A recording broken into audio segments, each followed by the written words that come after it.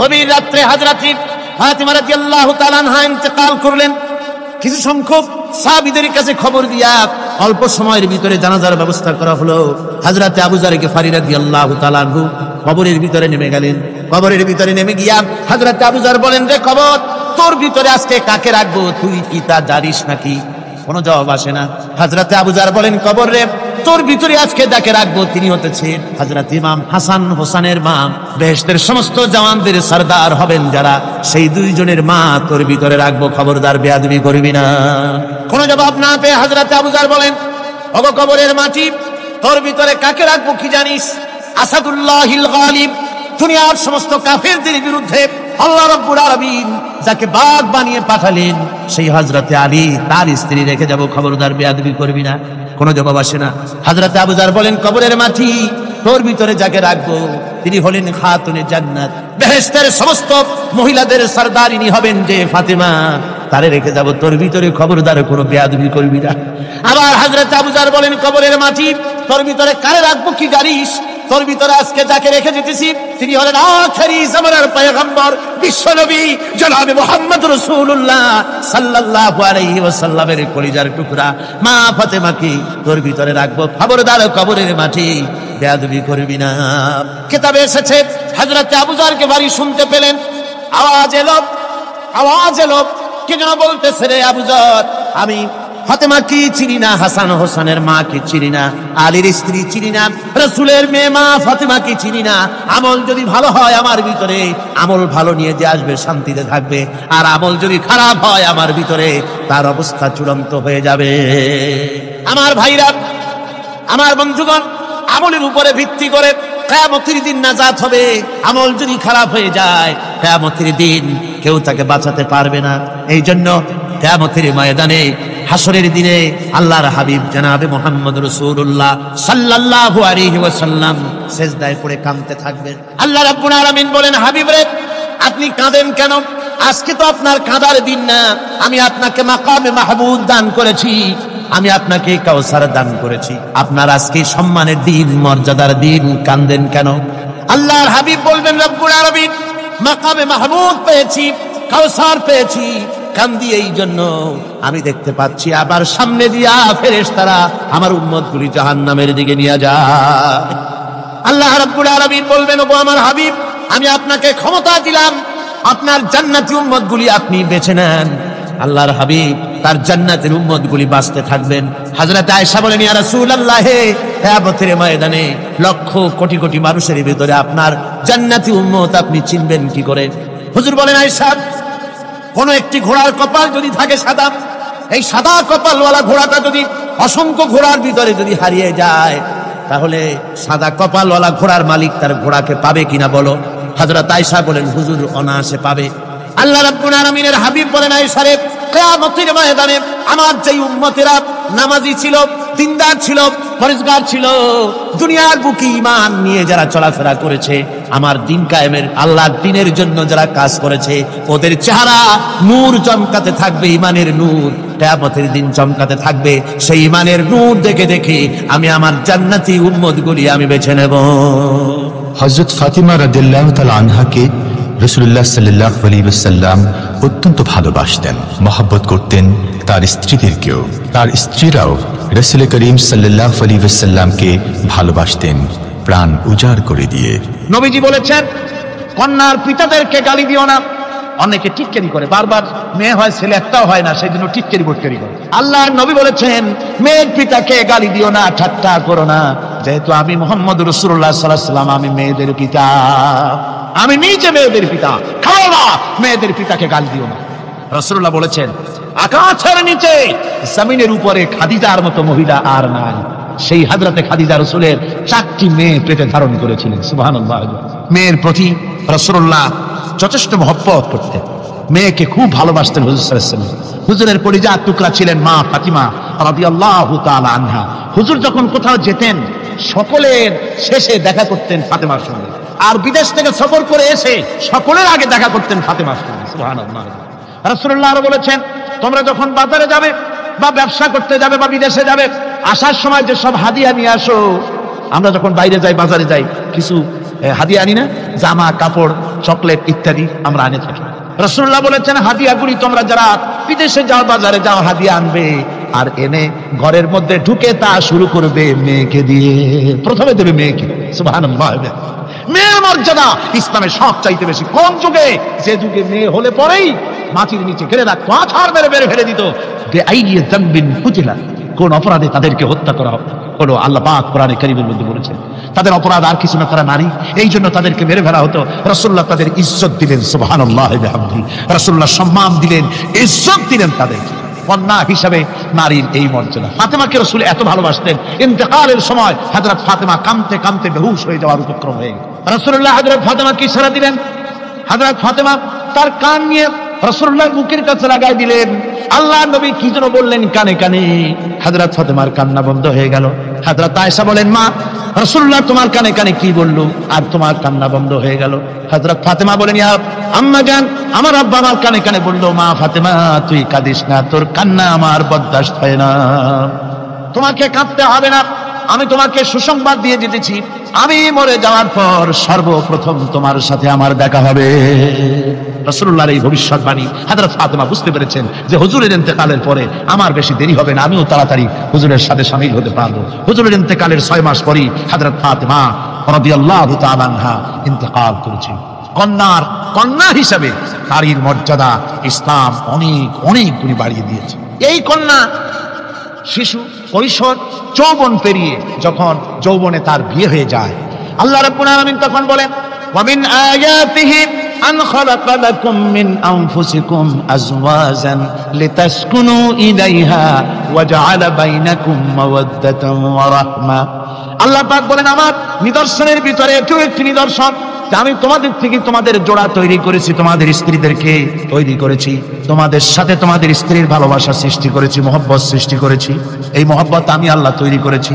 আর যখন বুড়ো হয়ে যায় মানুষ, স্বামী স্ত্রী যখন বুড়ার বুড়ি হয়, তখন আর ভালোবাসা থাকে না, তখন ওই ভালোবাসা সহৃদয়তার করুণায় আমি আল্লাহ পরিণত করে দেই। বুড়ার জন্য তখন বুড়ি ছাড়া আর উপায় নাই, বুড়িরও আর বুড়া ছাড়া উপায় নাই। তখন ভালোবাসা কোনো বিশেষ কোনো অক্ষ নিয়ে ভালোবাসা নয়, তখন একের উপরে অন্য একদম নির্ভরশীল হয়ে পড়ে। আল্লাহ পাক বলেন, এই অবস্থা আমি আল্লাহ সৃষ্টি করে দেই। সুবহানাল্লাহ। স্ত্রীকে রাসূলুল্লাহ কত ভালোবাসতেন। আল্লাহ নবী বলেছেন, আমার কাছে 3টা জিনিস প্রিয়, একটা হচ্ছে সুগন্ধি, একটা হচ্ছে নামাজ, আরেকটা হচ্ছে স্ত্রী। সুবহানাল্লাহ। স্ত্রী আমার কাছে প্রিয়। হুজুর বলেছেন, তোমাদের মধ্যে সেই ব্যক্তি উত্তম যে ব্যক্তি তার স্ত্রীর কাছে উত্তম। আমি আমার স্ত্রীদের কাছে উত্তম ব্যক্তি। সুবহানাল্লাহ। রাসূলুল্লাহ স্ত্রীকে কত ভালোবাসতেন। বিশ্বনবী রাজনৈতিক কর্মকাণ্ড চালাচ্ছেন, যুদ্ধের দামামা বাজতেছে, চতুর্দিকে কত অশান্তি, সবকিছু চলছে, স্ত্রীর হক আদায় করতে ভুলে যাননি। রাতের বেলায় হযরত আয়েশার বয়স কম, তাকে নিয়ে রাসূলুল্লাহ একটু সুযোগ পেয়েছেন, বলছেন, আয়েশা সব তো ঘুমিয়ে, চলো আমরা একটু দৌড়াই। ওই যে দূরে একটা জিনিস দেখা যায়, দৌড় দাও, দেখি কে আগে যায়। দুজনে দৌড় প্রতিযোগিতা করলেন। দৌড় প্রতিযোগিতায় হযরত আয়েশা ফার্স্ট হলেন, হুজুর পিছনে পড়ে গেলেন। হযরত আয়েশা খুব আনন্দ করলেন যে আপনি কিন্তু আমার সাথে দৌড়ে পারলেন। পরবর্তী কিছু কাল যাওয়ার পর হযরত আয়েশা বলেন, হুজুর আজকে আবার বললেন যে চলো আয়েশা একটু দৌড়াই। হযরত আয়েশা বলছেন যে সেদিনের তুলনায় আমার শরীর একটু, আমি মুটিয়ে গেছি, শরীরটি স্থূল হয়েছে, আমি আজকে দৌড়ালাম কিন্তু পারলাম না। রাসূল আগে চলে গেলেন, আমি হাঁপাতে হাঁপাতে যখন হুজুরের কাছে চলে গেছি, হুজুর তখন মুস্কি হেসে আমাকে বললেন, আয়েশা ওই সেই দিনের জবাব আজকে দিয়া দিলাম। সুবহানাল্লাহ বিহামদিহি, সুবহানাল্লাহ বিহামদিহি। বিশ্ব নবী কত বড় আদর্শ বিশ্ব মানবতার জন্য। তিনি বলেছেন, আরাফাতের ময়দানে রাসূলুল্লাহ বলেছেন, তোমরা যেমন পড়বে তোমার স্ত্রীদেরকে তেমন পড়াবে, তোমরা যেমন খাবে তোমার স্ত্রীদেরকে তেমন খাওয়াবে, স্ট্যান্ডার্ড মেনটেন করবে। তুমি ভালো দামের কাপড় পরবে, স্ত্রীকে খারাপ দিবে তা নয়। অধিকার দুজনেরই সমান, স্বামী এবং স্ত্রী সমান অধিকার। কিন্তু আমরা তা বুঝতে পারি না, বুঝতে চাই না। আমরা অনেকে মনে করেছি বিয়ে যখন করছি তখন আমি তো নওয়াবজাদা নসরুল্লাহ খান, আর বউ তো কেনা দাসী না। সে কিন্তু দাসী না, তার মর্যাদা আছে, তার সম্মান আছে, তার সম্মান আপনাকে দিতে হবে। রাসূলুল্লাহ দিয়েছে, আপনাকেও দিতে হবে। রান্না বান্না হতে দেরি হয়, কত গালাগালি শুনতে হয় নারীকে। আল্লাহর নবীর স্ত্রী হযরত আয়েশা বলেছেন, আল্লাহর নবী কাজ করে, মানুষের সঙ্গে কথা বলে, রাষ্ট্রীয় দায়িত্ব পালন করে, ঘরের ভিতরে এসে যখন দেখেছেন রান্না হতে দেরি আছে, রাসূলুল্লাহ বিরক্ত হন নাই, ভ্রু কুঞ্চিত করেন নাই, চোখ মোটা করেন নাই, আমাকে কোনো কথা শোনান নাই, বরং আমার কাছে বসে রান্নায় আমাকে সহযোগিতা করেছেন। সুবহানাল্লাহ বিহামদি। এই হলো আল্লাহর রাসূল, এই হলো বিশ্ব নবী। স্ত্রীর সঙ্গে কি মহব্বত! সুবহানাল্লাহ। হুজুর মহব্বত করতেন স্ত্রীদেরকে। রাসূলুল্লাহর ঘরে দৌলত ছিল না, কিন্তু মহব্বত দিয়ে ভরা ছিল ঘরটা। হুজুরের ঘরে ফ্রিজ নাই, এসি নাই, হুজুরের ঘরে কার্পেট নাই, হুজুরের ঘরের মধ্যে জাতির নাই, তোশক নাই, বড় বড় কম্বল নাই, আরামের কোনো জিনিস নাই, মডার্ন ইকুইপমেন্টস কিচ্ছু নাই, দৌলত নাই, কিন্তু মহব্বত দিয়ে ঘরটা ভরা। হযরত আয়েশা বলেছেন, যখন আমি পানি পান করে গ্লাস রেখে দিতাম, আল্লাহর নবী তখন গ্লাসের সেই জায়গায় ঠোঁট লাগাতেন যেখানে আমি ঠোঁট লাগাইয়া পানি পান করেছি। আমি গোশত চিবোতাম, রাসূলুল্লাহ আমার হাত থেকে গোশত টুকরা নিয়া সেই জায়গায় চিবোতেন যেখানে আমি চিবোয়েছি। সুবহানাল্লাহ। আমার ভাইরা, রাসূল তার স্ত্রীদেরকে মহব্বত করতেন, স্ত্রীরাও রাসূলকে মহব্বত করতেন দারুণ ভাবে। একবার হযরত আয়েশা সিদ্দিকা রাদিয়াল্লাহু তাআলা আনহা হুজুরকে গোসল করাতে ছিলেন, মাথার উপরে পানি ঢালতেছেন, হুজুর একটা চোখের উপরে বা একটা তক্তার উপরে বসা আছে। গোসলের পানির ভিতরে রাসূলুল্লাহ দেখতে পেলেন রক্তের মতো কি যেন প্রবাহিত হয়ে যাচ্ছে। হুজুর জিজ্ঞেস করেন, আয়েশা রে, পানির ভিতরে রক্তের মতো কি দেখা যায়? হযরত আয়েশা বলেন, হুজুর আপনি যখন বসেছিলেন অসতর্ক মুহূর্তে তক্তার নিচে আমার একটা আঙ্গুল পড়েছিল, পায়ে আঙ্গুলটা ফেটে বোধহয় রক্ত বেরোতেছে। রাসূলুল্লাহ তাড়াতাড়ি করে উঠলেন আর ওই আঙ্গুলকে ব্যান্ডেজ করে দিলেন। রাসূলুল্লাহ বললেন, আয়েশা রে, আঙ্গুল ফেটে গেছে, একটু আহাল হু পর্যন্ত করলে না, এতক্ষণ তুমি কষ্ট করলে কেন? হযরত আয়েশা বলেন, ইয়া রাসূলুল্লাহ, ওটা তো একটা পায়ের আঙ্গুল। আয়েশার কলিজাটা ফেটে যদি রক্ত বেরোতো, রাসূলুল্লাহকে উঠতে বলতে আমি পারতাম না। কি মহব্বত রাসূলের সাথে! হযরত আয়েশা বলেন, হুজুর সাল্লাল্লাহু আলাইহি ওয়াসাল্লাম স্ত্রীদেরকে এত ভালোবাসতেন, আমাদের ঘরে গোশত টোস্ত তেমন রান্না বান্না খুব কম হতো। গোশত রান্না হবে কি, মাসের পর মাস চলে গেছে রাসূলের বাড়িতে, হুজুর স্ত্রীরা বলেছেন আমাদের ঘরে চুলে আগুন জ্বলে নাই, একটু শুকনা রুটি, একটু শুকনা খেজুর আর একটু পানি খেয়ে আমাদের জীবন চলেছে, এরকমের অবস্থা হয়েছে। তারপরে এই অবস্থা চলেছে, এর মধ্যে যদি কখনো একটু গোশত আসছে, হুজুর যখন ছাগল ইত্যাদি ছাগল দুম্বা জবাও করেছেন, এই দুম্বার গোশত নিয়ে, ছাগলের গোশত নিয়ে রাসূলুল্লাহ নিজে বেরোতেন। হযরত খাদিজার বান্ধবী কোথায় আছে খুঁজে ওই বান্ধবীর কাছে গোশত পৌঁছে দিয়ে আসতে। হযরত আয়েশা বলেন, একদিন আমার ঘুম ভেঙে গেল, দেখি হুজুর আমার কাছে নেই, গেলেন কোথায়? খুঁজতে খুঁজতে যায় দেখি মসজিদে নববীর ভিতরে হুজুর হাত তুলে বসে আছেন, মোনাজাত করতেছেন। আমি পেছনে কি হাত তুলে আমি শুনতে পাচ্ছি নবীজি দোয়া করছেন, রব্বুল আলামিন কিয়ামতের ময়দানে যেদিন সন্তান তার পিতাকে ভুলে যাবে, মা তার সন্তানকে হারায় ফেলবে, ওই কঠিন হাসরের ময়দানে আমি যেন আমার খাদিজাকে হারাইয়া না যাই। মুনাজাতের শেষে হযরত আয়েশা বলেন, ইয়া রাসূলুল্লাহ, খাদিজার কথা আপনার এত কেন বারবার মনে পড়ে? একটা বুড়িরে বিয়ে করেছিলেন 25 বছর বয়সের সময়, 40 বছর বুড়ি, তার কথা কেন এত মহব্বত আপনার মনে পড়ে? তার থেকে যুবতী মেয়ে, সুন্দরী মেয়েকে আপনার স্ত্রী হিসেবে আপনি পান নাই? হুজুর বলেন, আয়েশা রে, খাদিজার সম্পর্কে এমন কথা তুমি আর বলো না, তোমরা সবাই আমার সুখের দিনের স্ত্রী, আর খাদিজা আমার এমন সময় স্ত্রী ছিল যখন মক্কায় আমার আশ্রয় ছিল না, তামাম মক্কা নগরীতে আমার আশ্রয় ছিল না। খাদিজার সঞ্চিত সমস্ত ধনরাশি ইসলাম কবুল করার পর দুহাতে খাদিজা বিতরণ করে দিয়েছে। হযরত আয়েশা বলেন, হুজুর আমার গোস্তাকি মাফ করে দেন, আমি আর এরকম বলবো না, তবে খাদিজা সম্পর্কে আমার কিছু একটু শুনান। হুজুর বলেন, আয়েশা রে শোনো, গভীর রাত যত রাত হোক না কেন, ইসলামের দাওয়াত দিয়ে দিয়ে গভীর রাত্রে আমি যখন বাসায় ফিরেছি, ঘরে এসেছি, দরজায় একটা মাত্র ডাক দিয়েছি, খাদিজা, অমনি দরজা খুলে গেছে। আমি জিজ্ঞেস করেছি, খাদিজা রে, যত রাত্রে আসলাম, যতবার আসলাম, একটা ডাকের বেশি লাগলো না, তুমি কি ঘুমাও না? হযরতে খাদিজা বলেছেন, ইয়া রাসূলুল্লাহ, আমার মনের ভিতরে ভয় থাকে, আল্লাহর রাসূল দ্বীনের খেদমতে বাইরে আছেন, আমি যদি আরামে বিছানায় ঘুমায় থাকি আর নবীজি দরজার কাছে দাঁড়ায় আমার ডাকাডাকি করবে, উঠতে যদি দেরি হয়ে যায় নবীজির সঙ্গে বেয়াদবি হয়ে যাবে, এই মনে করে আপনি না আসা পর্যন্ত দরজার সাথে পিঠ লাগাই আমি দাঁড়াইয়া ঘুমাই। আমার ভাইরা, হযরতে খাদিজার ইজ্জত স্বয়ং আল্লাহ দিয়েছেন। কে দিয়েছে? হাদিস শরীফে এসেছে, রাসূলুল্লাহ জাবালে নূরে বসা, গারে হেরার ভিতরে বসা, হযরতে জিবরাইল রাসূলুল্লাহর সঙ্গে কথা বলতেছেন। একটু পরে হযরতে জিবরাইল বলেন, ইয়া রাসূলুল্লাহ, আমি আর এখানে বসবো না, আমি এখন চলছি, আমি দেখতে পাচ্ছি খাদিজা আসতেছে আপনার জন্য খাবার নিয়ে। খাদিজা যখন আপনার কাছে পৌঁছে যাবে, আপনি খাদিজাকে শোনায় দিবেন আল্লাহ রাব্বুল আলামিন খাদিজাকে সালাম জানাইছে। সুবহানাল্লাহ। রাসূলুল্লাহর কাছে হযরতে খাদিজা যখন আসলেন, হুজুর বললেন, খাদিজা আজকে তোমার জন্য দারুণ সুখবর। বলে কি? বলে আল্লাহ পাক, জিবরাইল কেমন উঠে গেল আমার কাছ থেকে, জিবরাইল বলে গেল আল্লাহ তোমাকে সালাম বলেছে। হযরত খাদিজা কেঁদে ফেললেন, বললেন, ইয়া রাসূলুল্লাহ, আমার নারী জন্ম সার্থক, আল্লাহ আমাকে সালাম বলেছে, এর জবাব কেমনে দিতে হয় হুজুর আমি তো জানি না, আপনি আমার পক্ষ থেকে আল্লাহর সালাম কিভাবে দেওয়া লাগে আপনি দিয়ে দিন, আমি তো বুঝি না কেমনে আল্লাহর সালামের জবাব দেব।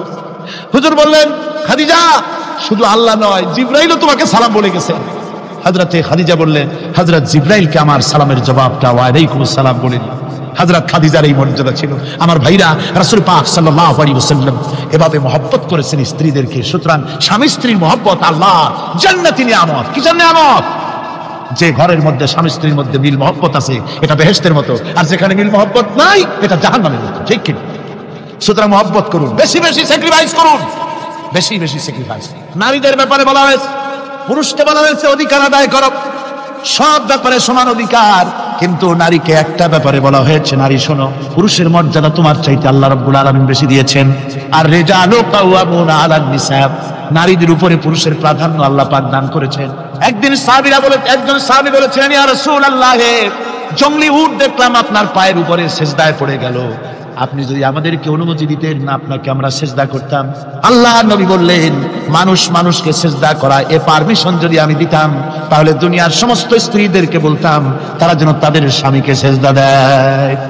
স্বামীর মর্যাদা এখানে বেশি। সুতরাং অধিকার সমান, কোনো সন্দেহ নাই, কিন্তু স্বামীর একটা আলাদা মর্যাদা আছে, সেই সম্মানও তাকে দিতে হবে। এরপরে এই সমান অধিকারের ভিত্তিতে স্বামী স্ত্রী চলতে থাকে, মাঝখানে আল্লাহ পাক তাদেরকে সন্তান দান করেন। আল্লাহ তাদেরকে, নারীকে লেখাপড়ার অধিকার দিয়েছেন, ইসলাম তাকে লেখাপড়ার অধিকার দিয়েছে, শিক্ষার অধিকার দিয়েছে। হযরত আয়েশা সিদ্দিকা রাদিয়াল্লাহু তাআলা আনহা শিক্ষয়িত্রী ছিলেন, হাফেজা ছিলেন, হাদিসের হাফেজা ছিলেন, কোরআনের হাফেজা ছিলেন, হাজার হাজার সাহাবায়ে কেরামদের তিনি ওস্তাদ ছিলেন। সুবহানাল্লাহ। নারীদের ব্যাপারে অধিকাংশ মাসালা হযরত আয়েশা সিদ্দিকা রাদিয়াল্লাহু তাআলা আনহার অবদান। সুবহানাল্লাহ। নারী যুদ্ধ করেছে, যুদ্ধের ময়দানে নারীর অধিকার আছে, নারী চাকরি করতে পারবে, নারী ব্যবসা করতে পারবে, নারী লেখাপড়া করতে পারবে, নারী সেনাবাহিনীতে যেতে পারবে, নারী সব করতে পারবে, কিন্তু পর্দার মধ্যে। জনৈক সাহাবী ইসলাম গ্রহণ করার পরও রাসূলুল্লাহ সাল্লাল্লাহু আলাইহি ওয়াসাল্লামের কাছে অনুশোচনা করছিলেন তার কন্যা সন্তান নিজ হাতে হত্যা করার জন্য। আমাদের প্রিয় নবী এই কথা শুনে কেঁদে ফেললেন। একটা লোক নিয়ে কাঁদতেছিল মুসলমান হওয়ার পরও। হুজুর কয়, কান্দো কেন? কই যে আমার গুনাহ কি মাফ হয়েছে? হুজুর বলেন, হ্যাঁ মাফ হয়ে গেছে। কলেমা পড়ছো, মাফ হয়ে গেছে। কয় যে হুজুর আমি তো মারাত্মক গুনাহ করছি। বলে কি? বলে আমার একটা মেয়ে, সেই মেয়েটাকে নিয়ে আমি ঘটনা লম্বা, আমি সংক্ষেপে বলতেছি, মেয়েটাকে ফাঁকি দিয়া তারে আমি মারবো, বুঝতে দেই নাই আমার বউরে। বললাম চলো বেড়াইতে যাই, মেয়েটা আমার সাথে সাজাই দিয়েছে, তার মা বেড়াতে নিয়ে যাবো এইটা কথা মনে করে। মেয়েটা কদ্দূর যায়, আবার আব্বা আব্বা বলে আমার দিকে ফিরে আসে, আবার পিছনে থাকে, আবার আব্বা আব্বা বলে জড়ায় ধরে।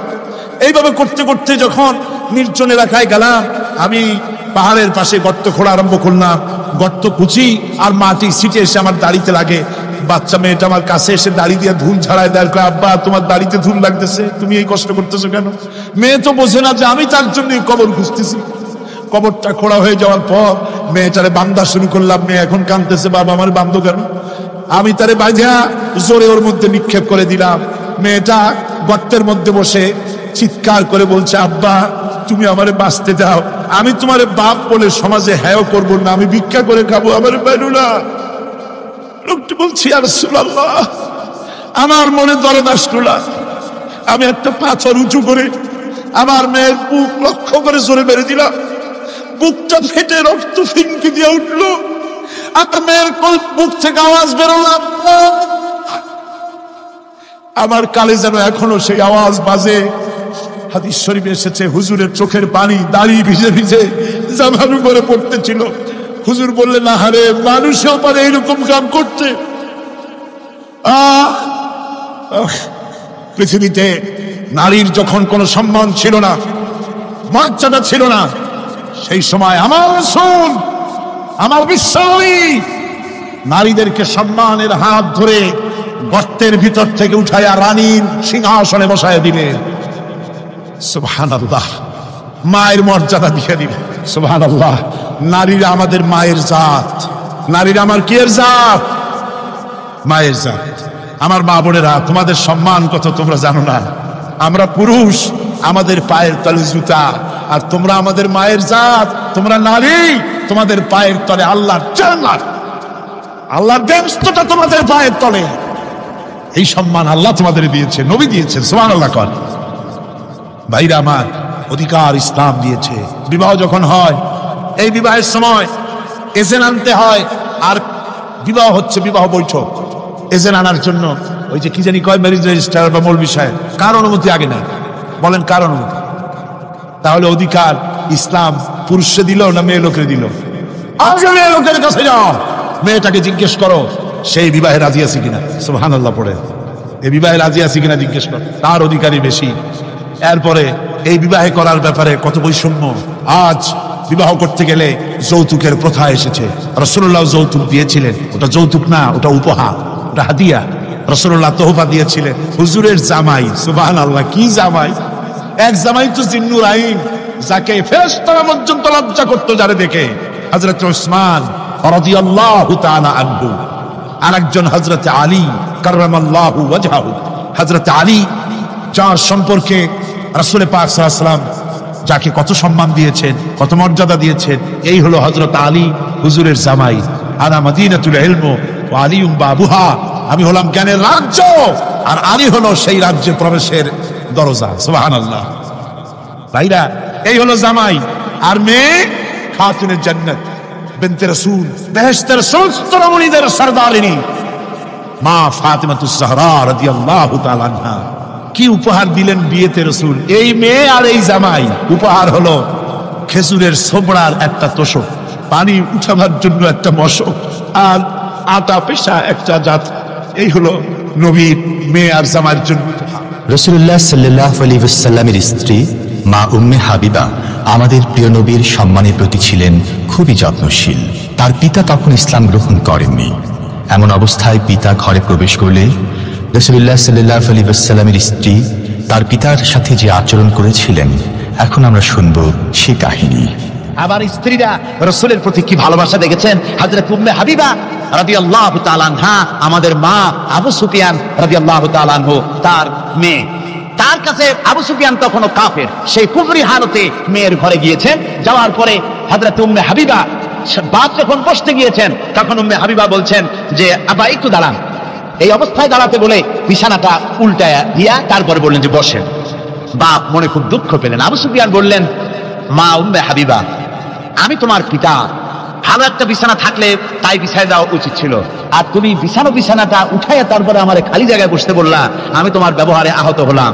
হযরত উম্মে হাবিবা বলেন, আব্বা জান, নিশ্চয়ই আপনি আমার আব্বা, শ্রদ্ধেয় পিতা, কোনো সন্দেহ এতে নাই, কিন্তু আপনি একজন কাফের। আল্লাহর রাসূল যে বিছানায় বসেন, সেই বিছানা আমি একটা কাফেরকে বসতে দিতে পারি না।